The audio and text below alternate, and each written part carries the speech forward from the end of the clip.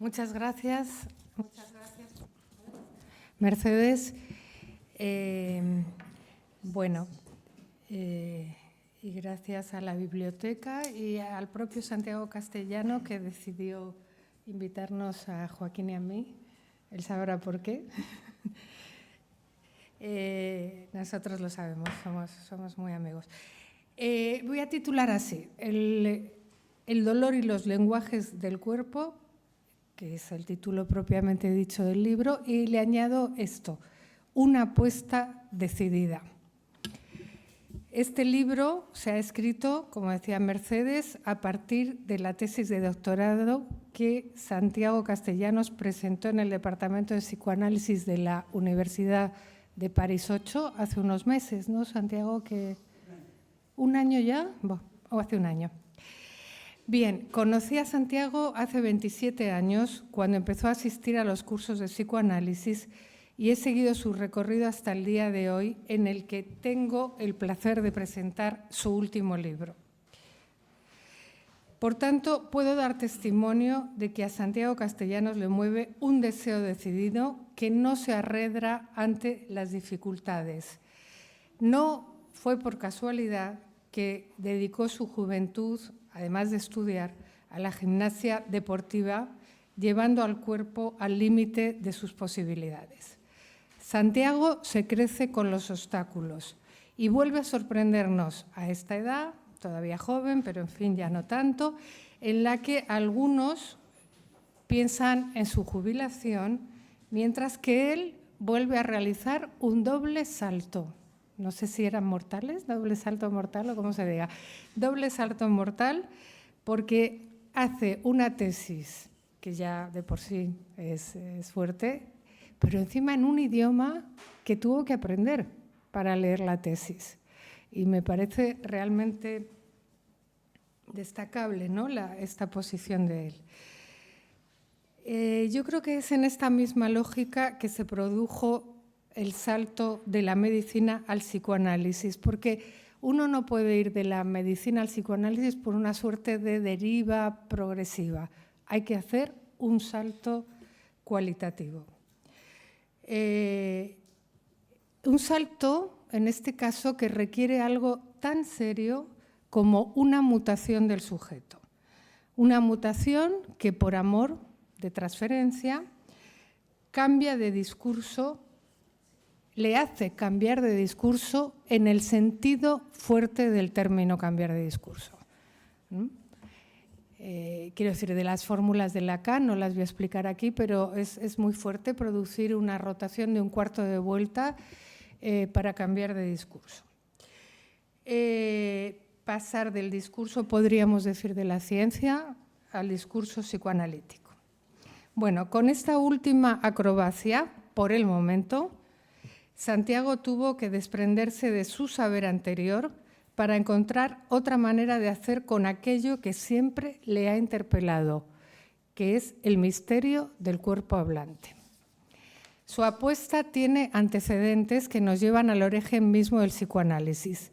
Sigmund Freud pudo inventar un nuevo discurso cuando dejó de lado su condición de neurólogo y en lugar de dedicarse a la mente alojada supuestamente en el cerebro, quiso aprender algo nuevo de aquellos cuerpos cuyas enfermedades no tenían una causa orgánica demostrable, objetivable, y a las que se denominó, se diagnosticó de histeria. Desde el origen, la clínica psicoanalítica dirige toda su atención a lo que, aconteciendo en el cuerpo, contradice la lógica científica del organismo. Más aún, el psicoanálisis se centra en un aspecto muy concreto del ser humano, cuyas consecuencias son formidables. El punto de encuentro entre un organismo y el lenguaje. Entre un ser viviente y el lenguaje, ese ser viviente devendrá un ser hablante. Un encuentro inevitablemente traumático que agujerea nuestra relación natural con la vida hasta el punto de hacernos perder el instinto que, como sabéis, funciona como un conocimiento genético que no va acompañado de ningún saber, y lo cambia justamente por el saber sin conocimiento genético. Se entiende claramente que ahí hemos dado un salto notable. Hemos perdido el instinto y nos manejamos en saberes. La consecuencia de esto, ya no saber, muchos saberes,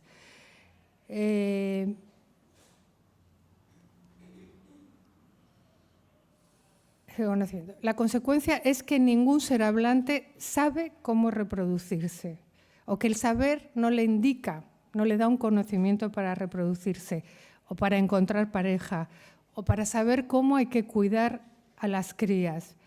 Y todos vivimos dándole vueltas al pensamiento sobre las cuestiones relativas al sexo y a la muerte. Entonces, sobre los hechos naturales tenemos que recurrir a saberes cambiantes, ideológicos, sofisticados o delirantes que no hacen más que contornear el agujero que dejó la mordedura del lenguaje sobre el cuerpo. Lo antedicho puede reducirse al axioma lacaniano: la relación sexual no existe, no está escrita en el instinto, no está escrita en el inconsciente, mejor dicho. Y de ahí se derivan todas nuestras grandes avances científicos, también todas nuestras desdichas y nuestros síntomas.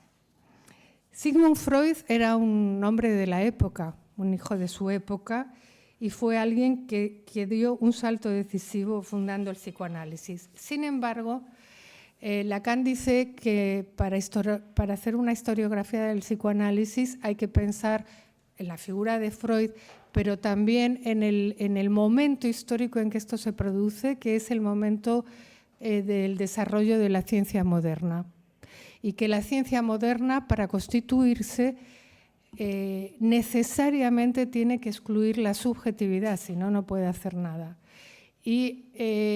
Pero deja por fuera la subjetividad, y es de eso, de lo que viene a hacerse cargo este nuevo discurso que es el del psicoanálisis, del sujeto que la ciencia excluye. Todos nos beneficiamos de los progresos de la medicina y somos tributarios de los avances de la tecnociencia. Sin embargo, por la vía científica siempre va a quedar un resto irreductible que no se deja tratar, que escapa a todo saber, que emborrona la elegancia de la operación científica. Santiago cita a Lacan cuando éste plantea que la medicina parte de una, cito, falla epistemosomática, porque ignora los efectos del lenguaje sobre el cuerpo, precisamente esos a los que el autor dedica su vida, el autor de este libro. También Freud, todos experimentamos que hay palabras que duelen, que algunas producen traumatismos duraderos, pero no todos sabemos que es mediante las palabras que podemos ser curados del trauma. Es por ello que la tesis de Santiago parte de una premisa: considerar el dolor como un lenguaje del cuerpo y, por tanto, susceptible de ser tratado por la palabra. Su investigación comienza con un interesante, tengo que ir como reduciendo porque hay muchísimo, voy a resumir, porque hay tal cantidad de cosas en este libro tan didácticas y algunas tan entretenidas, otras un poco más arduas cuando se mete con Lacan, pero siempre de una manera muy, muy clara. Bueno, pero su investigación comienza con un interesante recorrido por el campo de la medicina, la filosofía, la historia, tomando como referencia fundamental, siempre en el horizonte, que es la fibromialgia, y que se convirtió en su objeto de investigación hace muchos años, cuando, trabajando como médico, recibió una circular del Departamento de Reumatología en la que se rechazaba el tratamiento de los pacientes diagnosticados de fibromialgia. Bien, es el encuentro con esta dimisión de la medicina lo que despierta en Santiago el deseo de atender precisamente a estos pacientes y le proporciona una importante experiencia clínica que se refleja a lo largo del libro por la cantidad y calidad de los casos que nos ofrece y donde se encarnan muy claramente lo abstracto que tiene la teoría.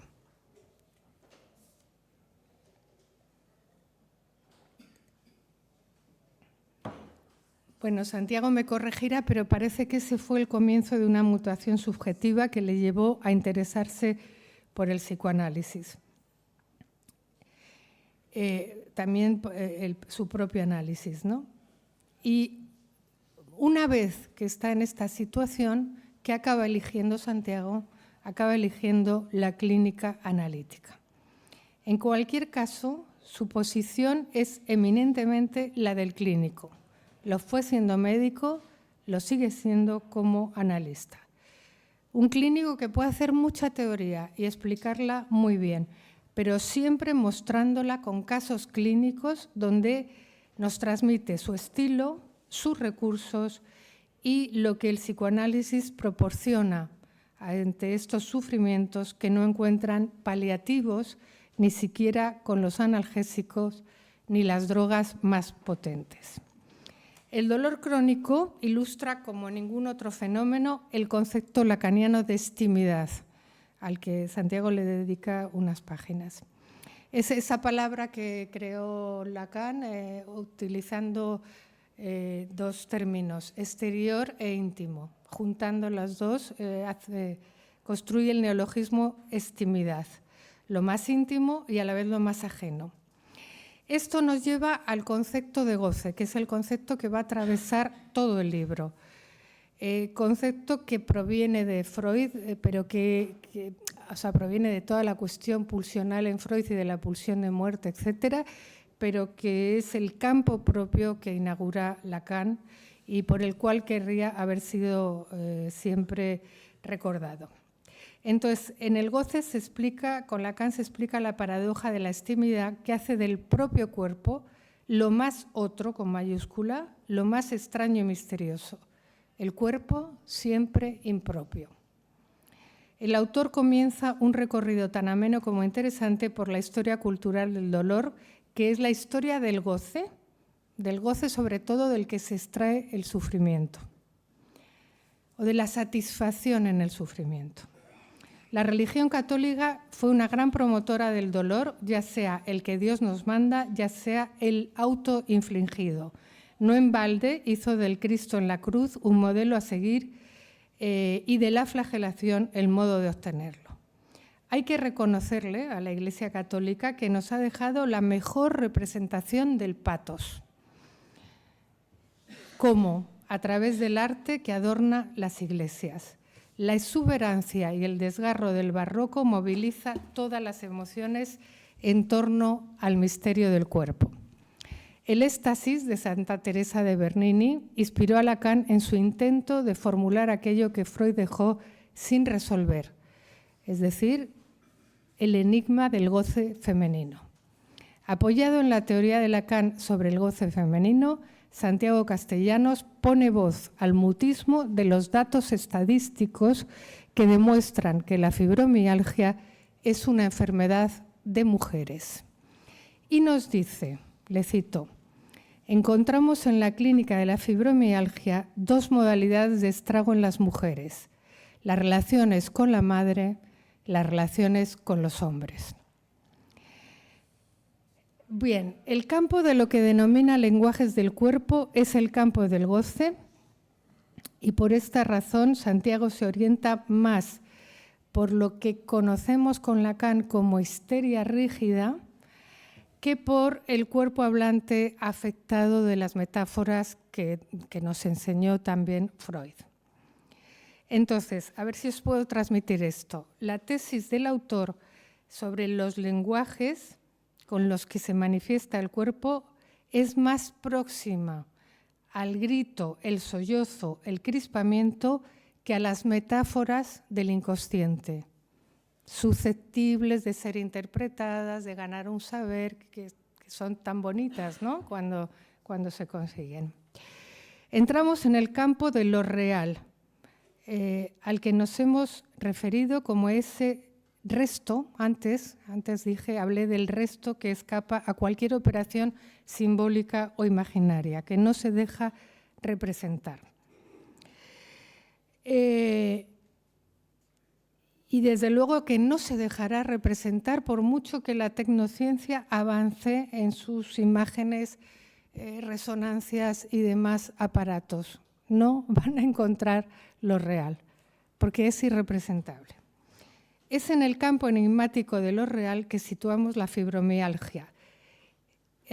Tres cuestiones que son las que aborda Santiago en este libro. La fibromialgia, los fenómenos psicosomáticos y los fenómenos psicóticos, y luego el dolor crónico que luego nos explicas un poco qué función cumple. Un campo, o sea, Santiago se ha metido, como se suele decir, en un jardín, o sea, en un campo realmente muy difícil y en una clínica muy difícil, donde hay que hacer un diagnóstico diferencial tan preciso para poder orientar la dirección de la cura, que siempre será, como toda cura analítica, caso por caso. La medicina ha relegado a un segundo plano el tratamiento del dolor crónico, reduciendo su foco reduciendo su foco al interés por los neurotransmisores cerebrales. Vuelvo a lo mismo y tono de escandalizarme. ¿De verdad creen que van a objetivar al sujeto y a su goce? Los nuevos cartógrafos son los científicos que exploran el cerebro y aspiran a conseguir un mapa exhaustivo de sus circuitos y conexiones para comprender las propiedades intangibles de la mente. Comprender, por ejemplo, cómo piensa cada uno, cómo se escribe la poesía, qué es eso de enamorarse, a través del mapeo del cerebro. Y en su endiosamiento predicen el nacimiento de una nueva clínica que resolverá inmediatamente todas las enfermedades mentales. Ojalá fuera así, que mapeen el cerebro, pero da igual porque ese esfuerzo es inútil. Cuando encuentren el santo grial del mapa cerebral, no les dará ninguna respuesta sobre los misterios del ser hablante. Sigmund Freud, que también era neurólogo, inventó un nuevo recurso consistente en escuchar al ser hablante que sufre del cuerpo, porque solo siguiendo sus palabras podemos aproximarnos a la causa de su malestar y por ende a su tratamiento. Freud fue el pionero de una nueva vía de exploración de un territorio ignoto que no está en ningún mapa, que es el inconsciente y el goce de cada uno. Jacques Lacan tomó el relevo de la exploración freudiana aportando los elementos necesarios para, insisto, establecer el campo del goce. Santiago presenta el cuerpo como lo parafraseo porque la cita, pero me gusta mucho la metáfora que utiliza Santiago, un caleidoscopio imaginario de espejos o un montón de piezas sueltas. Eso es el cuerpo. Te pierdes en el laberinto de los espejos cuando tratas de encontrar la causa. Y sigue Lacan en su esfuerzo de formularlo a través de los tres registros, imaginario, simbólico y real. Su capacidad didáctica, no la de Lacan, la de Santiago, es tan notable que el lector, en este caso yo misma, podrá ordenar los conceptos de manera que este libro, que contiene prácticamente casi todo el psicoanálisis, puede ser tomado como un libro de referencia a consultar. La segunda parte del libro se empieza por una cita formidable con la que Freud encabezó la interpretación de los sueños, la saca de Virgilio y dice así la cita: «Si no puedo persuadir a los dioses del cielo, moveré a los dioses del infierno». El deseo de Freud era incombustible y esa es la razón de la subversión que produjo no solo en el campo de la clínica, también en la historia del pensamiento. Freud produjo un corte epistemológico en la historia del pensamiento. Al mismo tiempo, Santiago aborda la actualidad, al mismo tiempo de todo esto del psicoanálisis, de la teoría, etcétera, pone el foco del psicoanálisis sobre las subjetividades contemporáneas que suponen nuevas presentaciones de los síntomas y que dan lugar a nuevos sintagmas, a nuevos modos de goce y, por tanto, a nuevos síntomas. Cito a Santiago: el punto de partida de Freud ya no se corresponde con la clínica contemporánea del dolor crónico. Lo que se codifica en estos dolores de la fibromialgia y la fatiga crónica es que el cuerpo de la histeria contemporánea no porta nudos significantes a leer como discurso del otro. Y sin embargo, las fibromialgias llevan las marcas del significante amo en las que irrumpe el goce de las pulsiones parciales. Estos dolores fatigosos portan lo mortífero de un goce que no está ligado al goce de la vida. Cierro comillas. Hay un aspecto del asunto que me resulta especialmente interesante, que es la diferencia entre la angustia. La angustia siempre tiene una manifestación en el cuerpo, y el dolor. Y vuelvo a citar al autor. Freud examina lo que convierte el dolor psíquico en dolor físico y viceversa. Reflexiona sobre la diferencia entre el efecto de angustia y el efecto doloroso. Eso no sé si lo he cogido bien. La diferencia, entre angustia y dolor, refiriéndose al duelo y a la pérdida del objeto amado. Afirma: el problema entonces se complica en los términos siguientes: cuando la separación del objeto produce angustia y cuando quizás solo dolor.